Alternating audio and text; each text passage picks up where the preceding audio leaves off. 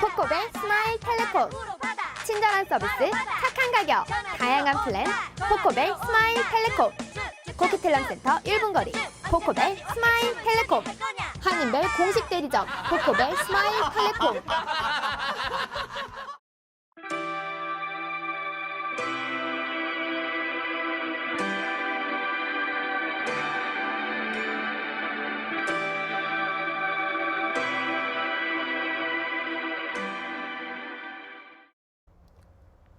북미주의 신종플루 확산이란 뉴스가 본격적인 유행이란 내용으로 바뀌고 있습니다. 지난 2009년 전 세계적으로 유행하며 많은 사망자를 낸 악성 전염병인 신종플루가 최근 북미 지역에서 다시 기승을 부려 주의가 요구되고 있습니다. 신종플루는 돼지에서 기원한 인플루엔자 A 바이러스에 의하며 이 바이러스에 감염된 환자의 기침, 재채기 등에 의해 외부로 방출된 바이러스 입자가 다른 사람의 호흡기를 통해 전파되어 감염시킨다고 합니다. 다시 한번 주의가 요구되고 있습니다. 신종플루 바이러스는 작년 가을부터 미주 지역에서 서서히 퍼지기 시작하여 지난주부터 본격적으로 유행되고 있습니다. 이 바이러스에 감염되면 갑작스러운 고열, 근육통, 두통, 오한 등의 전신 증상과 마른 기침, 인후통 등의 호흡기 이상 증세를 보일 수 있습니다. 신종플루는 캐나다 엘버타주에서 급속히 번지고 있으며 캐나다 내 사망자는 10명으로 늘어났습니다. 캐나다 보건국은 지난 연말부터 신종플루 환자가 계속 발견되고 있으며 현재까지 300여 명의 환자가 입원 치료 중이라고 밝혔습니다. 40여 명의 환자는 집중치료시설에서 격리 보호 중이며 안타깝게도 추가 사망자 발생 확률이 높은 상태입니다. 현재 엘버타주는 전 주민에게 신종플루 백신 접종령을 내린 상태입니다. 미국에서는 신종플루의 빠른 확산으로 감염자가 눈에 띄게 급증했으며 현재까지 17명이 사망하는 등 신종플루로 인한 피해가 속출하고 있습니다.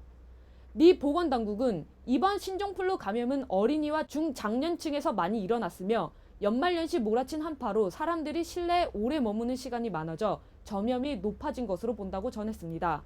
미시간 대학 의대 부속병원의 센트로 신티 박사는 신종플루 백신은 접종 후 2주가 지나야 항체가 형성돼 방어력이 생긴다며 미리 예방접종할 것을 권고했습니다. 캐나다 보건당국 관계자는 아직은 신종플루의 대유행 단계는 아니지만 지금 나타나는 거의 모든 독감이 신종플루인 것으로 볼 때 올 겨울에 유행하고 있는 것은 분명하다고 밝혔습니다. 보건당국은 전 주민에게 백신 접종을 당부한 상태로 정부 비축 백신이 무한정의 양은 아니지만 국민들의 건강을 지킬 만한 적절한 양을 확보하고 있다고 밝혔습니다. 지구촌이 이상 겨울 기온으로 몸살을 앓고 있습니다. 현재 북미와 동남아는 혹한과 한파를 겪고 있는 반면 남미에서는 기록적인 찜통과 폭염이, 유럽은 이례적으로 포근한 겨울을 지내고 있습니다. 미국 북부에 최근 20년 사이 최악의 한파가 찾아온 가운데 일부 지역은 남극보다도 추운 날씨를 기록했다고 합니다. AFP 통신에 따르면 미국 몬태나주 코머타운은 7일 풍속 냉각 온도가 영하 53도까지 떨어졌다고 합니다. 이 날씨는 남극의 영하 34도보다 훨씬 강력한 추위로 풍속 냉각 온도는 겨울철 바람과 기온의 관계가 우리 몸의 온도 감각에 영향을 주는 정도를 지수로 나타낸 것입니다. 미국 내륙의 노스다코타, 사우스다코타, 미네소타 등도 몬태나의 만만치 않은 강추위로 몸살을 앓았습니다. 비행정보 사이트인 플라이트 어웨이에 따르면 악천후로 6일에만 항공기 4,300편 이상이 결항되고 6,500여 편이 연기됐습니다. 뉴욕과 뉴저지 등에는 비상사태와 휴교령이 내려진 상황입니다. 6일 이상 이어진 혹한으로 북미주 전역에서 16명이 숨졌습니다. 이번 한파는 캐나다 북부에서 내려온 극소용돌이 때문인 것으로 알려졌는데 이 극소용돌이에 맨살이 5분 이상 노출되면 동상에 걸릴 수 있다고 국립기상청은 경고했습니다. 반면 남미의 아르헨티나에서는 100년 만에 찜통 더위에 열사병으로 수백 명이 쓰러지고 이 가운데 10여 명이 숨졌습니다. 아르헨티나의 수도인 부에노스아이레스는 40도를 넘나드는 뜨거운 온도를 보였고 산티아고 델 에스테로주는 1906년 이래 가장 높은 50도의 열통 더위를 6일 기록했습니다. 같은 날 브라질 리우데자네이루도 낮 최고 기온이 40.4도까지 올라갔으며 체감온도는 50도에 달하면서 주민들의 일상생활이 곤란할 정도의 이상 기온이었습니다. 찜통 더위를 식혀줄 비도 내리지 않는 이상 기온입니다. 칠레에는 지난해 11월 중순 이후부터 비가 내리지 않고 더운 날씨가 이어지면서 16,200헥타르 숲이 화재로 사라졌습니다. 이 화재로 수도 산티아고 일대의 상공은 짙은 연기로 뒤덮였고 지역 주민들은 안전한 곳으로 긴급 대피해야 했습니다. 북미와 남미가 폭한과 기록적인 더위로 교차되는 가운데 유럽은 이례없는 포근한 날씨와 함께 강수량이 늘어나면서 홍수의 위험이 커지고 있다고 합니다. 또한 동남아시아에서는 지역 내 이례적인 한파가 닥치면서 추위에 취약한 이 지역 주민들을 고통받게 하고 있습니다. 이탈리아와 그리스 등 남부 유럽이 아닌 서부 유럽은 전통적으로 추운 겨울 날씨를 가졌습니다. 하지만 올겨울 서부 유럽에 이상하리 만큼 포근한 겨울 기온이 찾아오면서 눈이 아닌 비가 자주 내리고 있습니다. 독일은 최저 기온이 모두 영상에 머물고 있고 일부 지역은 이번 주 최고 기온이 16도까지 오르는 등 포근한 날씨가 이어지고 있습니다. 하지만 폭풍 등으로 영국과 프랑스 해안 지역, 유럽 북서부의 강수량이 늘어 홍수 위험이 커지고 있습니다. 지난 6일 스웨덴은 지속적인 비로 지역 내 호수들의 수위가 최대 1m까지 오르고 있다며 저녁에 홍수 1급 주의보를 내렸습니다. 영국에서는 이날 9.1m 높이의 파도가 몰아쳐 일부 문화재가 휩쓸려 떠내려갔습니다. 지난 5일에는 영국의 웨일스 등 남서부 해안에 8.2m 높이의 파도가 육지에 상륙해 콘월과 스코틀랜드의 가옥 수백 채가 물에 잠기는 피해를 입었습니다. 한편 늘 후덥지근하거나 한겨울에도 한국의 여름 날씨를 보이던 동남아시아도 이례적 한파가 몰아치면서 평소 추위와 한파에 아무런 대비가 없던 지역 주민들이 고통받고 있습니다. 라오스 북부 지역의 경우 수은주가 영하로 곤두박질 치면서 의류 등을 전혀 갖추지 못한 주민들이 한파에 고스란히 노출됐습니다. 각급 학교의 오전 수업이 중단되고 지역 내 겨울철 농작물이 큰 피해를 입으면서 국제사회의 도움을 요청하고 있습니다. 지난해 태풍 하이안으로 큰 고통을 겪었던 필리핀은 이번엔 한파에 시달리고 있습니다. 필리핀 북부 지역에 이상 한파가 덮쳐 농장지대에 서리가 내리면서 채소를 수급에 차질이 빚어지는 등 피해가 속출하고 있습니다. 이상기온이 우리들의 생활에 직접적인 영향을 주는 것은 식료품과 야채 등 먹거리에서 시작되고 있습니다. 지구촌 곳곳에서 한파와 폭염이 기록되면서 겨울철 농작물의 수급에 비상이 걸린 것입니다. 북미에 닥친 20년 내 최악의 한파로 오렌지 주스 가격이 오르고 있습니다. 뉴욕 상업 거래소에서 6일 냉동 오렌지 주스 농축액 3할부는 전일 대비 3% 오른 파운드당 1.436달러에 거래됐습니다. 겨울철과 상관없이 오렌지를 생산하던 플로리다 기온이 영하 1도대로 떨어지면서 대규모의 오렌지 수급이 차질을 빚고 있습니다. 플로리다 감귤 조합에 따르면 오렌지는 영하 2.2도로 4시간만 지속돼도 상품 가치가 없을 정도로 얼어버려 출하할 수 없다고 합니다. 세계 2위 감귤류 생산지인 플로리다의 한파는 국제 오렌지 수급에 영향을 미치고 있습니다. 미국 버지니아의 땅콩 농장들도 북극 추위의 한파에 땅콩 생산이 거의 중지되었습니다. 땅속의 땅콩들이 추위로 인해 얼어붙어버려 생산이 전무한 상황이라고 합니다.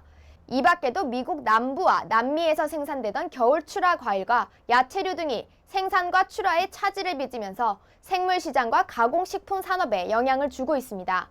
현재와 같은 이상 기온이 지속될 경우 올겨울과 내년 여름에 이어지는 국제 식료품과 야채 유통 시장이 큰 혼란을 겪을 수 있다고 전문가들은 우려하고 있습니다. 최근 미국 오바마 대통령이 연말 휴가를 마치고 돌아오면서 오랜 장고의 결론은 국민들의 민생에 있다고 말했습니다. 결국 국민들의 생활 안정이 언제나 가장 중요한 국가의 주요 어젠다였다는 설명입니다. 하지만 캐나다에서는 국가의 주요 재정이 저소득층과 부익부에 일조하면서 중산층 대책이 전무한 관계로 대부분의 캐나다 중산층들은 불안한 미래를 두려워하는 상황이라고 합니다. 특히 캐나다의 현 연금 제도가 중산층의 은퇴 후 갑작스런 생활 수준 하락을 예고하게 한다며 우려의 목소리가 높아지고 있습니다. 토론토 중앙일보의 보도입니다. 현재 캐나다 연금 제도가 중산층의 은퇴 생활을 안정적으로 보장하지 않고 있다는 우려가 높아지고 있습니다. 현재 캐나다 연금은 연간 최대 수급액이 12,516달러로 정해져 있기 때문에 별도의 사설 연금 계획을 가지고 있지 않은 중산층의 경우 은퇴 후 생활 수준의 급격한 하락을 겪을 것이라는 우려입니다. 저소득층의 경우 현재 CCP 연금 제도로 최저 생계를 보장해주고 고소득층의 경우 개인 자산으로 은퇴 걱정이 없으나 캐나다 연금제도의 수혜 대상의 기준인 연소득 5만 달러 이상의 중산층의 경우 스스로 연금 관련 대책을 세워야 하는 상황입니다. 연방정부가 캐나다 연금제도의 개별 수급액을 늘리는 것에 난색을 표시하면서 문제는 더 심각해지고 있습니다. 지난 3일 짐 플레어티 연방 재무부 장관은 현재 연금제도에서 개별 지급되는 수급액을 늘리려면 경제 회복이 선행되어야 한다며 연금액의 상향 조정 가능성을 일축했습니다. 대신 연방정부는 기존의 공적 연금 이외에 개인의 불입 금액에 의존하는 공동은퇴연금 PPRP를 추가로 도입할 생각입니다. 이 연금은 강제적인 CCP처럼 고용주가 직원들의 연금 불입이 의무화되지 않고 각자가 불입한 금액에서 연금액이 결정되는 것으로 자영업자들이 선호하고 있습니다. 하지만 개별 불입액에 따라 차등 지급되며 많이 넣은 사람이 많이 받는 뮤추얼 펀드와 다를 것이 없어 저소득층이나 월급 생활자들의 부담이 늘고 연금액이 줄어드는 부작용으로 충분한 자산의 분배가 이루어지지 않는다는 점에서 이를 비판하는 입장도 만만치 않습니다. 톰 클라슨 요크대학교 교수는 중산층의 경우 추가로 연금 불입을 할 수 있는 여력이 적다면서 고용주와 비고용주의 불입과 관련해 강제성을 띠는 CPP가 다른 연금제도보다 보장성이 안전하기 때문에 사설연금의 도입보다는 기존 CPP의 개선 작업이 중요하다고 주장했습니다. 스티븐 하퍼 캐나다 총리가 노던 게이트 관련 토론회에 참석하기 위해 밴쿠버를 방문했습니다. 지난해 말 노던 게이트 관련 연방정부의 검토 및 조사기관이 최종 보고서를 연방정부에 제출한 가운데 진행된 이번 토론회는 현지 지역의 의견을 직접 듣기 위한 공청회 성격을 띠고 있으며 밴쿠버 상공회의소가 주최했습니다. 하퍼 총리는 직접 토론회의 멤버로 참석해 참가한 지역 인사와 산업, 행정, 환경단체 등과 함께 놀던 게이트 파이프 사업의 타당성에 대해 논의했습니다. 하퍼 총리는 이날 가진 토론회에서 연설과 토론자들과의 대담을 통해 산업계의 의견과 전문가 집단의 환경 영향 평가를 면밀하게 검토하고 있다고 말했습니다. 그는 지난번 연방정부 조사단이 건의한 209가지 전제 조건에 대해 지역과 연방의 제반 사항을 고려해 합리적인 판단을 내릴 것이라고 전했습니다. 한편 이날 토론회에는 환경론자 2명이 연단에 뛰어들어 하퍼 총리에게 시위를 하는 사태가 발생해 소동이 있었습니다. 남녀 환경운동가 2명은 하퍼 총리가 토론자들과의 대담 중 연단에 올라 기후 정의라고 쓰인 플랜카드를 들고 즉석 시위를 벌이다 경호원에 의해 끌려나갔습니다. 이들의 시위는 경호원들이 즉시 개입해 바로 끝났지만 경호를 맡은 연방경찰의 허술한 준비가 도마에 올랐습니다. 갑작스런 시위와 이들이 끌려나가면서 소란스러운 상황에 하퍼 총리는 이런 시위가 없다면 BC주가 아니라고 말해 참석자들의 웃음을 끌어내며 자신의 순서를 이어갔습니다. 이날 시위를 한 이들은 쇼 데블린과 샤이린 수피로 20대로 신원이 밝혀졌는데 이들은 행사 진행 요원과 같은 차림으로 경호를 맡은 경찰을 따돌리고 행사장에 들어간 것으로 알려졌습니다. 한편 경찰은 이들을 간단한 인정신문만 마치고 풀어주었으나 사건을 매우 심각하게 취급하고 있어 체포 여부를 검토 중이라고 밝혔으며 유사한 사례가 재발하지 않도록 경호 매뉴얼을 손보겠다고 밝혔습니다. 한편 이날 토론회의 주제인 놀던 게이트의 결론은 향후 5개월 후 나올 것으로 보이며 프로젝트에 대한 최종 결정권은 연방정부의 자원개발부 조 올리버 장관이 쥐고 있습니다. 주택이나 자동차를 구입할 때 장기 할부를 이용하는 경우가 아주 많습니다. 그런데 장기 할부의 기간이 끝난 후 금융기관에 지불하는 총액을 계산해 보신 적이 있습니까? 너무나 당연한 것 같은 월 할부금에는 놀랄만한 마술 같은 셈법이 숨어 있습니다. 당연시 여겨졌던 주택이나 자동차 등의 장기 할부 대출 이자율이 가계부채에 시달리는 서민들의 부담을 더욱 크게 하고 있습니다. BC주의 한 커플이 차를 사려 TD은행으로부터 대출을 문의했는데 이들은 높은 이자율에 놀랐다고 합니다. 은행 측이 이들에게 제시한 이자율은 무려 25%로 할부 종료 시 총 지불 금액이 차량 가격의 2배 이상이었다고 합니다. 켈로나 지역에 살고 있는 앤지 하우저 씨는 은행 대출로 원금 2만 1,000달러를 지급하고도 이자로 2만 3,000달러를 지불해야 한다고 장기 대출의 실상을 언급했습니다. 그녀의 남편 엔조 가마라 씨 역시 현재 15,000불 가치의 차를 위해 최대 44,000불을 지불해야 하는 현행 장기 할부 이자율은 자동차 대리점의 도움으로 은행이 돈놀이를 하는 것으로밖에 보이지 않는다고 말을 보탰습니다. 금융사업자들은 주택이나 자동차가 필요한 서민들에게 은행이 도움을 주는 것이라고 항변할 수 있지만 이들이 상품으로 내놓는 장기 대출 때문에 필요 이상의 비싼 집이나 자동차를 마련하게 되면서 서민들의 빚 부담과 이자 지출은 커지고 있습니다. 이런 제도는 부동산 가격 상승으로 서민들의 부담이 커지는 부작용도 낳고 있습니다. 부동산 가격이 오르는 시기에는 비싼 이자에도 다소 무리해서 큰 집을 계약하더라도 집값이 오르면 이익이라 생각할 수 있지만 부동산 경기가 침체된 시기에 서브프라임 모기지 사태를 불러온 것도 은행의 장기 대출이 한몫을 한 것으로 전문가들은 보고 있습니다. 그나마 주택은 재산 가치가 내재되어 있으므로 나은 편이지만 자동차 할부의 경우 차량 구입 순간부터 차량 가격이 떨어지기에 장기 대출은 엄청난 빚을 진다는 의미로밖에 볼 수 없습니다. 은행들은 대출 소비자들의 경제 여건이나 소득 수준을 확인하는 제도를 가지고 있다고 하지만 확인 기준은 대출자의 소득에서 짜낼 만큼 짜낸다는 점이어서 문제입니다. 대출자나 은행 측 모두가 대출이자와 원금을 지출하고도 부담을 느끼지 않을 정도여야 함을 잊지 말아야 하며 불필요한 과시효과 소유욕으로 멀쩡한 차를 놔두고 할부로 새 차로 바꾸는 일은 자제해야 할 것 같습니다. BC주의 특산물로 알려진 연어가 자연산이 아닌 인공 부화와 양식으로 출하될 것 같습니다. 최근 밴쿠버 아일랜드의 연어 농장에서 상업적인 양식의 준비 단계를 모두 마치고 본격적인 양식 산업 단계에 들어섰다고 합니다. 늘 풍부하던 자연산 연어는 생태계의 불안과 연안 하천의 조건들이 변하면서 지속적인 물량 확보가 어려워질 수 있습니다. 이를 대비해 캐나다 어업계에서는 바다와 하천이 아닌 육지에서 바다 물고기를 양식할 준비를 마쳤다고 합니다. 밴쿠버 아일랜드의 남기스 연어 농장은 북미 지역 첫 번째 연어 농장으로 상업적으로 연어를 육상에서 양식하는 시스템입니다.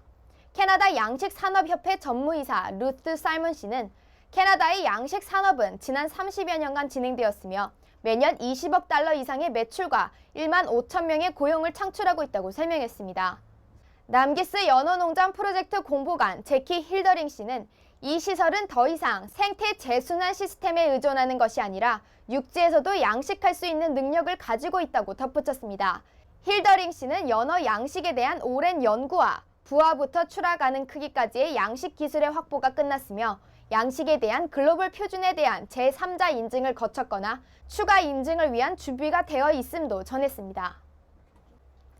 작년에 무려 25건의 살인사건 발생으로 최고치를 경신한 불명예를 안는 써리 씨가 범죄와의 전쟁을 선포했습니다. 다이앤 와츠 시장은 새해 기자회견에서 지난 12월 29일에 발생한 묻지마 범죄의 원인은 이 지역에서 거래되고 있는 불법 약물 시장과 관련이 깊다며 현재 뉴튼과 월리 지역에 약물 전담 경찰을 대거 투입했다고 밝혔습니다. 그녀는 새해 시작과 함께 49명의 약물 범죄 담당 경찰들이 추가 투입되었으며 현재까지 약물 거래를 하던 56명을 체포하고 약물 거래가 이루어진 것으로 의심되는 8곳을 조사 대상으로 지정했다고 말했습니다.